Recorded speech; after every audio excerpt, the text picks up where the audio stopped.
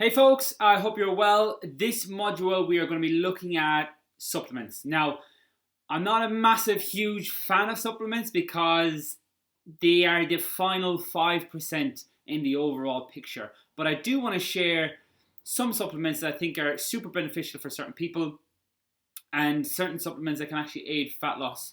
But again, before we go into this, I really want you to understand that the number one thing is that your nutrition's on point. So to burn body fat, we need to be in a calorie deficit. So going by the calorie targets that you have, they put you automatically in a deficit.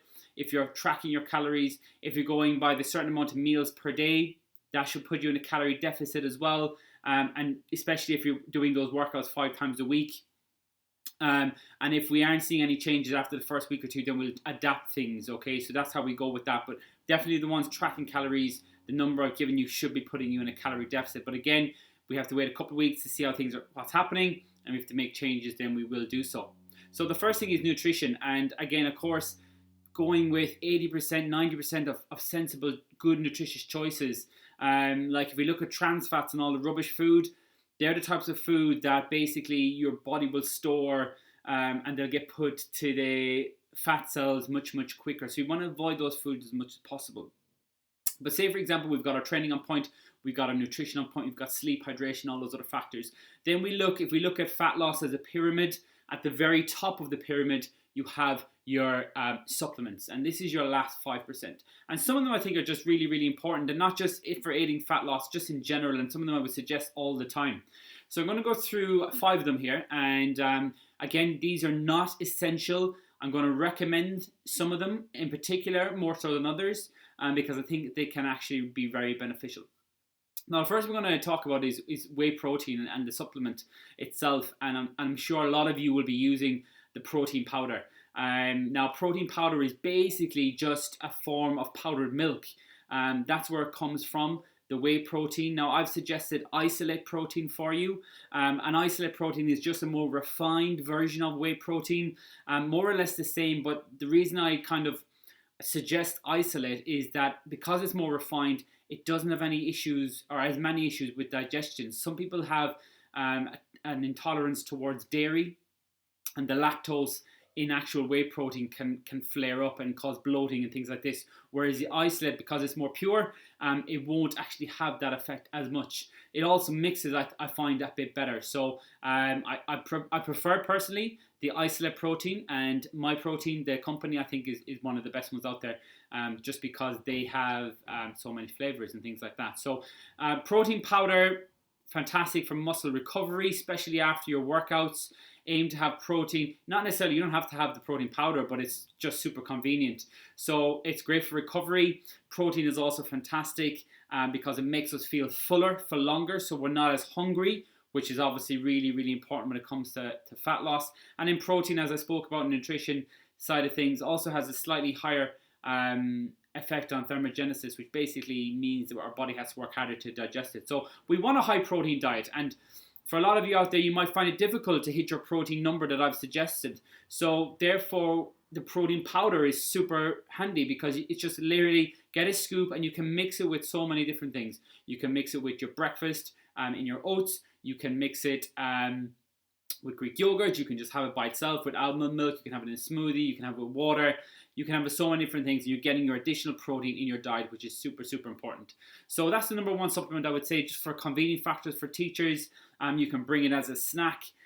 Bring it in to school every day. You don't have to prepare it. You literally just carry it in a beaker and away you go. So that's the first number one supplement I think that all of you would probably benefit from having. The second one I'm going to say is caffeine. Now, caffeine, again, some of you may not be caffeine drinkers. You may not drink tea or coffee. Coffee in particular I'm going to focus on here. Caffeine is probably the number one supplement when it comes to fat loss, and it's not really spoken about.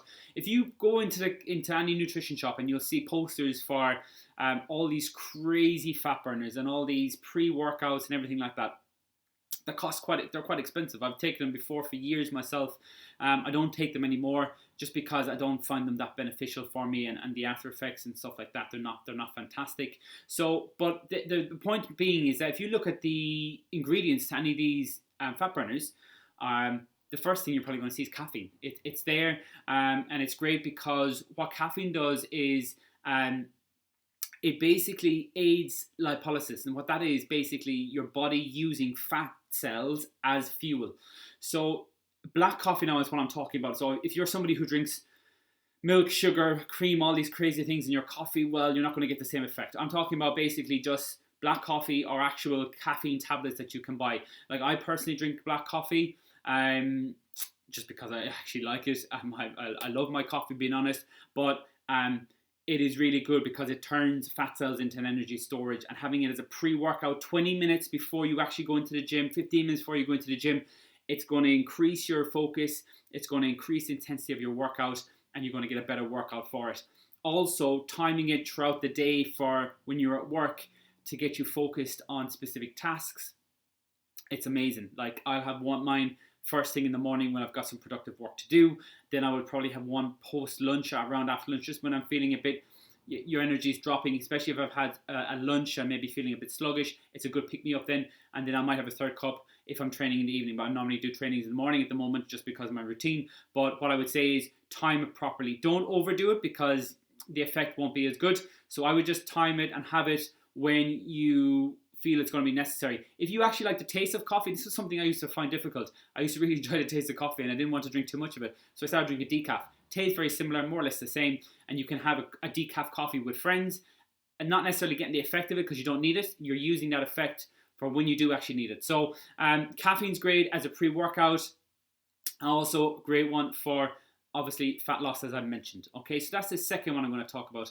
The third one is a probiotic. Now, again, this is not necessarily for everybody, but if you are somebody who's had issues with gut health, bloating, IBS, any of these issues in the past, your digestion isn't great with certain foods, I would suggest maybe trying a probiotic.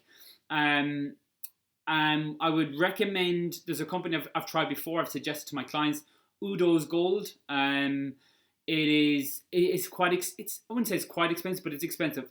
A probiotic is one of those where you can get a cheap version, you get more expensive versions. The more expensive ones are going to be the ones that will be beneficial. Like sometimes I look at supplements and I see them, especially in certain shops, and they're super cheap. Like I go to Aldi and Lidl and you see them super cheap, but you're basically not getting anything from them. Like, that's more of a placebo when you take those to feel that you're actually getting some benefit. But if you do suffer from these issues with digestion, then I would suggest getting a probiotic, and I would suggest maybe spending not a huge amount of money, but do a bit of research if you want. But I would suggest that company. That's the one I suggest to clients. Again, you're putting good bacteria into your gut. It's going to help with your digestion. It's going to make you feel better. And remember, guys, and there's studies coming out now, like the background with your gut health is so important. Your gut is basically your second brain. So if your gut is not taken care of and your digestion is off, that's actually going to affect other things like your mood, your cognitive ability, how you feel on a day-to-day basis. That actually comes from your stomach and from your gut. So it's super important that obviously nutritious foods are going to make you feel better with the vitamins, the minerals, and all those other facets.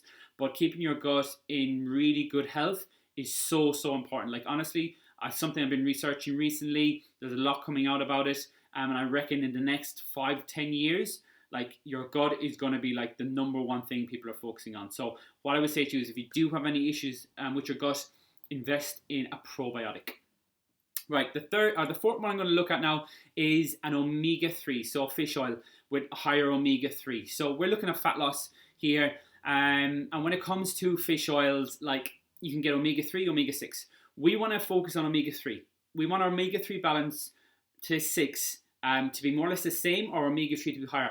For most of us, majority of people in the Western civilization, we have a higher omega-6. Now, omega-3, we're looking at foods like oily fish, we're looking at seeds, flax seeds, hemp seed, things like this, some oils, and omega-3 in comparison to omega-6. So omega-6s are your healthy fats that come from your red meats, for example. And the reason we want our omega-3s to be higher is because they're going to put our body into a more positive fat-burning zone as such in comparison to your omega-6. Your omega-6 is more full of hormonal benefits, testosterone increase and things like that. So if we're aiming for muscle building, then you'd want your omega-6 to be that bit higher. But because we want to aim for more fat loss, we want our omega-3 to be that bit higher. So it's a fat burner. People don't talk. It's not a fat burner, I suppose, but people don't really talk about it in that sense. Now, it is fantastic for general good health, brain function, all those other benefits that you get from it, skin, and just general really good health, hormonal balance. So your healthy fats are really, really important. But our omega-3 is something that a lot of us are maybe a bit deficient in, or just we have low levels of it. So that's the fourth supplement I would suggest, an omega-3. And when you're looking at the omega-3 as well, don't again go for the cheap one, because the cheap ones are just rubbish.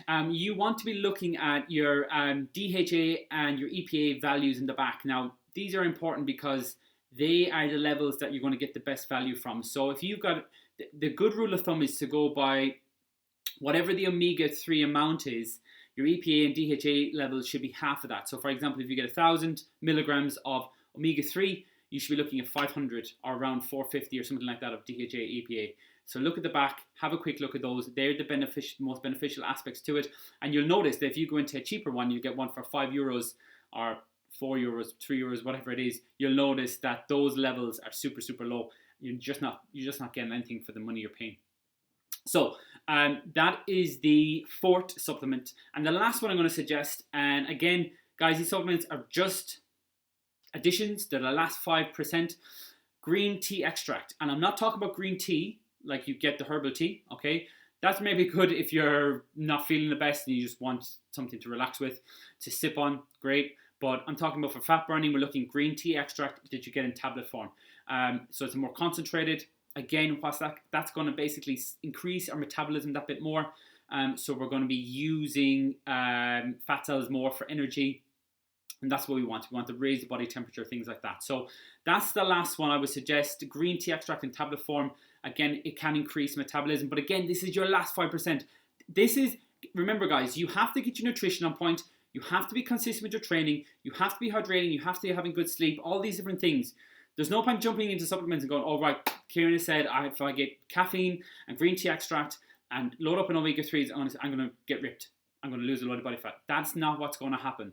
That is just going to help push on things a bit quicker. And like supplements for people who are very, very lean as it is and want to get leaner can be really beneficial because they've got that stubborn last couple of percent of body fat that they want to remove. But for people who've got a large bit of body fat to get rid of, supplements aren't actually going to increase that much. But I just want you to be aware of those different supplements. Like my protein supplement is not especially for fat loss, but it's great for getting your protein up. And then we want a high protein diet. Probiotic, not necessarily for fat loss, but it's going to help you with your gut health if you have any issues with your gut health. Caffeine, yes, for fat loss, but also for increasing focus, intensity, everything like this. So they're my 5 top supplements. You read so many other things about supplements for fat loss. Honestly, guys, you don't need necessarily to focus on those at all. Focus on nutrition, training. Look at some of those if you do have some issues. But again, if you have any questions in relation to those, pop them in the Facebook group. I hope that was useful. And that's everything to do with supplements.